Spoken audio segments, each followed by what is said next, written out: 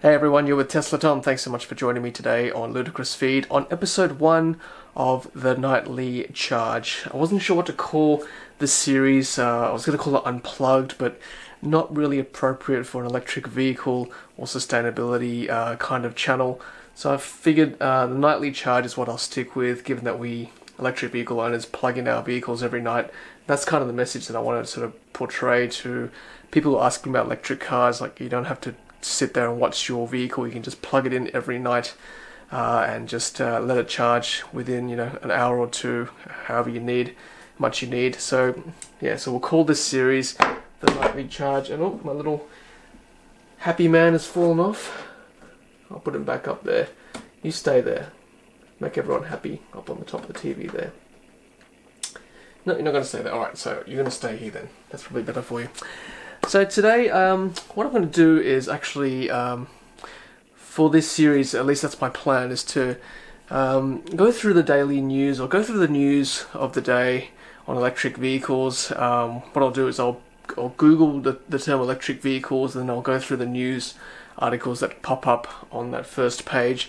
Then I'll go through some prominent tweets through my account, and then I'll go through my daily solar and Powerwall 2 usage as well, and then we'll wrap up there. And that's kind of the format we'll take each night, or at least the nights that I don't post a video, like an interview or a feature that I've done on the during the day. On those nights that I don't do that, I'll do this sort of daily wrap up, the nightly charge. So let's get underway. So I'm going to go to my computer here. I hope you can see that. And guys, don't forget obviously to leave feedback all the time, and if you've got any plan or any ideas you want me to do each night, let me know in the comments, of course. But let's go to the search bar and type in electric vehicles. You can see what I've been searching. We'll type electric cars because, as you know, electric cars are kind of in the spotlight at the moment in Australia. Don't need to remind you. It's certainly an election issue here in Australia. So let's go to news. So number one that comes up is, of course, my good friend Weber. He has arrived in Sydney and has crossed the finish line. So let's click that article from ABC News. Proving the viability of electric cars, Dutchman drives from Amsterdam to Sydney without petrol. So this article goes on to talk about basically Weber's incredible journey.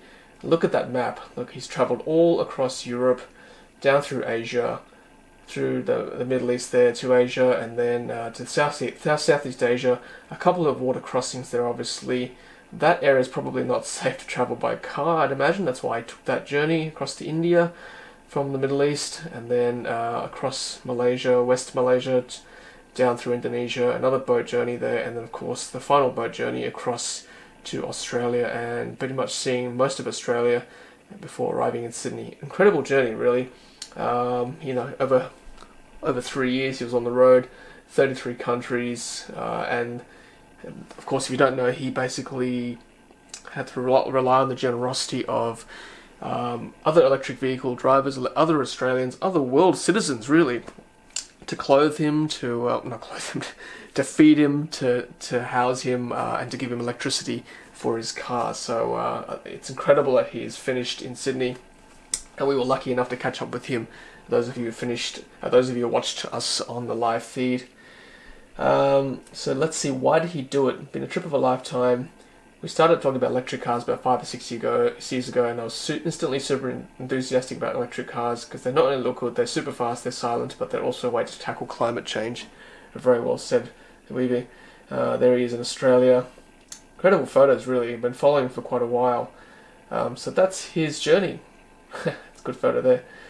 So yeah, that's him in, where's he there? Dubai. That's him in Dubai. Incredible. And that's a converted Volkswagen Golf. I think he said it was 270 kilometers of range. So incredible stuff. So that's Weber's journey. That's story number 1. Let's look at story number 2 from news.com.au. Bill Shorten is killing off the ute, according to critics. With the election around the corner, fears have been raised that electric cars could be about to kill off the iconic Aussie ute. So just quickly wrapping up there, Bill Shorten is our federal opposition leader. He proposed that if he got into power, that he would basically set a target of 50% electric vehicles in Australia by the year 2030. And of course, a lot of criticism has come from the other side of politics, the Liberal National Coalition, and just generally people just who are probably not quite sure what the capabilities of electric cars are. And I guess I'm here to help dispel some myths about that. So basically, small business minister, so from the federal government, saying that people are going to take away utes, they want to stand by tradies. So it's obviously a political battle here as well. Let me just tell you for a start that electric cars have a lot of power. We have an Australian company about to make an electric ute called ACEV. I interviewed Greg McGarvey, the founder of ACEV. Check out some of those videos that I've done already. So the ute is being made in Australia by that company. And I believe Tesla are also going to make a pickup truck very shortly as well. To think that electric utes aren't possible is just, to me, it's just preposterous. It's ridiculous. Like, electric cars have so much power. I'm sure some of you have seen the Model X towing like a Qantas Boeing 747. I posted a picture on, videos on YouTube, sorry, not YouTube, on Twitter, of a Model X towing an Alpha racing car and then beating another Alpha, sports car. So the power is there. And to think that people and car manufacturers won't make utes is just preposterous. I think that's going to happen eventually. So this is obviously just a bit of a political battle. My advice to you is if you're researching this, just be careful of what people are saying. They're obviously trying to win points to win the election. So the technology is going to come. It will be there. Like, there's enough power for tradies, trust me, to not only to power their whatever tools they need, like they can actually charge their tools in the ute with the power. They can also tow whatever they need, carry whatever payload. And the battery life is so good, it'll get better, it'll last the whole day. Trust me, and they can charge at night as well. That's all I'll say on that. There's something that Morrison, our PM Scott Morrison said too. Strip people of four-wheel drives and spell the end of weekends. It won't tow that trailer. So that's why I posted that video of that Model X beating a sports car while it was still towing another sports car, because he said that line, it won't tow that boat, it won't tow that trailer. That's ridiculous, Prime Minister. Like, an electric car will be able to tow a boat.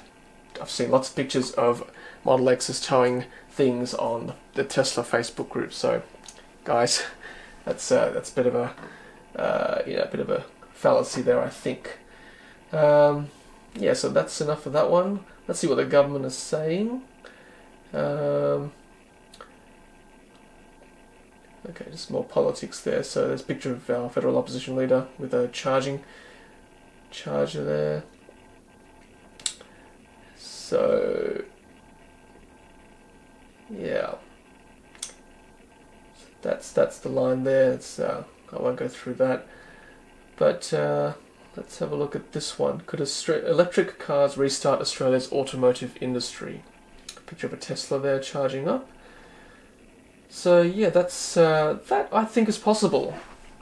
I think this is where Australia's automotive industry could start up again with a higher level of service creating electric cars.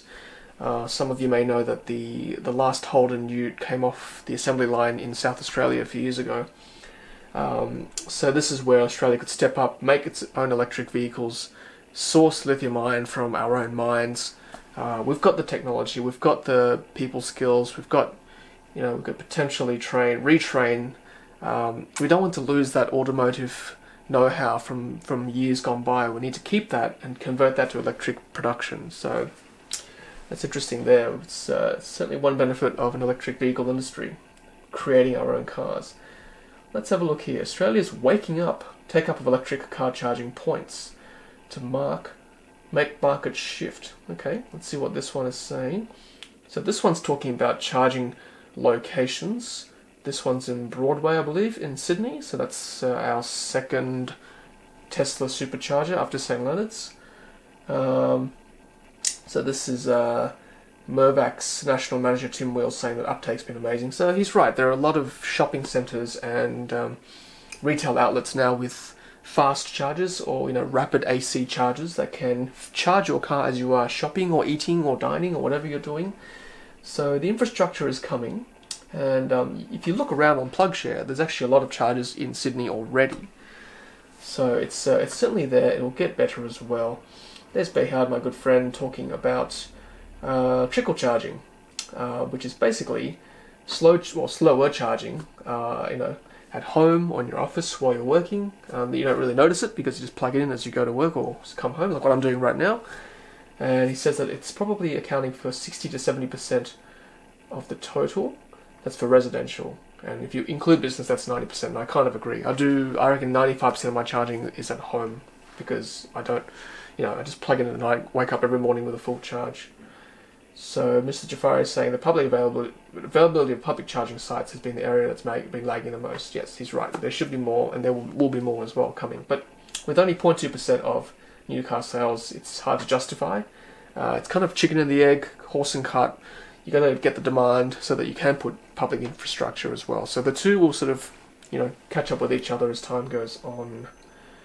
Okay, so more about shopping. That Stockholm has got lots of chargers as well. They're another branch of another sort of retail outlet. They're all coming, yeah. So that's good. That's a positive article. Positive article about electric cars. That's good. All right, this one I saw today. So this is a tweet that Elon Musk made today on Twitter. Elon Musk weighs in on the electric car debate. So I think the tweet went something like this. So someone tweeted Elon and tagged Mike Cannon-Brookes, which is Elon Musk's friend, and he's obviously one of Australia's richest men / people. And he basically asked Elon, what do you think about all this? What do you think about the debate that's happening in Australia? So Mr. Cannon-Brookes tweeted that I'm pretty sure Elon wouldn't think 50% of new vehicles sold being electric in 11 years is in any way quote-unquote ambitious. Then Elon actually tweeted back, Norway has already proven it could be done last month, referring to the fact that more than 50% of cars in Norway are now electric, not just sold cars, like all cars in general. No question Australia could do this in far fewer than 11 years. So that's the tweet that Elon did today, and so weighing into the Australian debate. So that's good to hear. Obviously he's got a vested interest as well. He wants to bring the Model 3, and then the article goes on to talk about all the other cars that are coming to Australia. So that's Elon's tweet from today. Flying taxis, yeah, I won't go too much into that. That's probably a bit too far-fetched at this stage. Price will halt electric car growth. To some degree, I kind of agree. It's expensive at the moment. Even those who can actually afford electric cars, it's not cheap. It's a bit of a stretch. Certainly for my situation, this is my very first luxury car that I bought. I've always bought middle of the ground cars. Like my last car was a Hyundai. So it's a bit of a stretch for me, but I wanted to do something obviously a bit different. I didn't want to buy it like in a luxury internal combustion engine vehicle. I wanted to go a bit further and buy an electric vehicle to prove that it can be done in Australia. So yeah, so see more politicking, coalition attacks on Labor's electric cars goal. And really the coalition, which is the current government, actually have a plan to integrate electric vehicles in their own policies. I think The Guardian, the newspaper, said that they wanted to integrate 25 to 50% electric vehicles by a certain time as well. So they're not totally against it. They're just obviously, it's just sad that politics has to come into it when really we could be working together to bring electric vehicles to this country. Never mind. Anyway, let me go on to tell you about my usage today. That's enough of the news today. So I'll show you how my usage went for my Powerwall 2. So let's start with solar. Hope you guys can see that. So that's the shape of my graph today. So you can see I used 35.8 kilowatt hours. There was obviously a bit of cloud cover, and I go back to the grid, 58.7% of that. And a quarter of that went to the home, and 15% went to the Powerwall 2. Let's see how much grid I gave back to the grid. 22.6 kilowatt hours to the grid. I only used 0.1 kilowatt hours, which is within the margin of error for the Powerwall 2's gateway. And as you can see, I'm going to basically say this to every time I have this show, is that the sun charges the Powerwall 2 very quickly now with my new array, and the rest of it goes back to the grid, and then at night when the sun sets, the Powerwall 2 kicks in. And again, no grid is being used. It's a flat line from that point. So that's the beauty of having a battery. Just the cycle continues every day. like that. I'll show you yesterday's one too. See, the same thing happened. When the sun set, then the battery kicks in and the grid is not being used as well, which is what I like to see. Alright, so let's have a look at the Tesla Owners Club of Australia Facebook page. I can't show you this because it's a closed group, but basically what's been happening is that a few of the guys have been travelling west to open the new Bathurst and Dubbo superchargers. So there's now chargers at Bathurst, Tesla chargers. There were before, but now there's a permanent location. And Dubbo's getting some as well, which is fantastic. I'm going to try and bring my family out to Dubbo to look at the Western Plains Zoo and use the superchargers as well. Should be good. So that's what's been happening with the Tesla Facebook group, and of course more politics. There's a lot of discussion about electric vehicles in the last few weeks, which is good. I must say, I'm actually happy it's actually being discussed. Like today at work in the tea room in my work, we had a very adult discussion. I had my colleagues asking me all about what I do, like with my car at night. How much do I charge? Do I have solar panels? Do I have a battery? All that kind of thing, and I've been telling them pretty much my life, like how I live and how I've been telling you guys the same thing. It's possible to self-power a home for most of the time and live with an electric vehicle, even in Australia, with such poor uptake. So really, if you've got a PowerPoint, that's your infrastructure for 95% of the time, which is what I have. Alright guys, well thank you very much for watching. Please leave a comment. I'd love to hear some feedback about what you thought of this format. Just this news wrap-up kind of discussion format. If there's anything else you want to see in this, unplugged, intimate sessions kind of video, like I said, I'll try and do this some nights when I don't have a feature or anything to show you in my day. I'll just do a wrap-up of the news. There's plenty in the news at the moment with electric vehicles, obviously, with both sides of politics, with the election coming up. Happy charging. I think my computer's telling me to go. Alright, don't forget to like, comment and subscribe. Stand by for my hashtag Roadster Down Under campaign. And as always, happy charging. I do solemnly promise, should I win a Roadster 2020 in Tesla's new referral program, to list this vehicle on an electric car sharing platform to allow all Australians an opportunity to drive this magnificent car as part of a greater effort to bring the electric vehicle to this great nation. Hashtag Roadster Down Under. Help me by using my referral code Thomas7208. Thanks for watching, and thanks for being part of the energy revolution. If you haven't done so already, be sure to hit subscribe to stay up to date with our latest videos. Happy charging!